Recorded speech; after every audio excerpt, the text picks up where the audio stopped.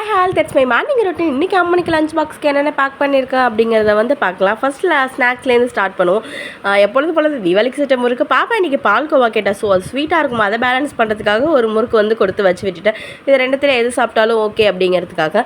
இன்றைக்கி வந்து லஞ்சுக்கு என்ன பேக் பண்ணியிருந்தேன்னா சுடு சாதம், அப்புறம் வந்து மஷ்ரூமில் வந்து பெப்பர் ஃப்ரை பண்ணியிருந்தேன், ஒரு மாதிரி செமி கிரேவி மாதிரி, அதையே வந்து வச்சுட்டேன். இது நம்ம சாதத்துக்கு போட்டு சாப்பிட்டோம் அப்படின்லாம் சைட் டிஷ்ஷாகவும் யூஸ் பண்ணிக்கலாம். ஹஸ்பண்ட் இதை மட்டும் எடுத்து வைக்க சொல்லிட்டாங்க. அதுக்கு அவங்க தயிர் வாங்கி சாப்பிட்டாலும் சரி, இல்லை சைட் டிஷ் வச்சுக்கிட்டாலும் சரி ஓகேங்கிறதுனால இதே வந்து பேக் பண்ணிவிட்டேன்.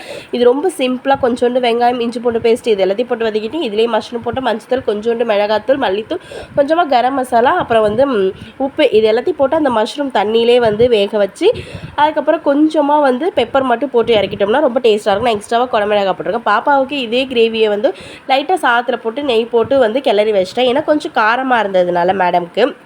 இது எல்லாத்தையுமே ஹஸ்பண்டுக்கும் வந்து இதே சைடிஷே வந்து பேக் பண்ணி பாப்பாவுக்கும் இதே சாப்பாடை வந்து பேக் பண்ணி ஸ்கூலுக்கு வந்து அனுப்பியாச்சு.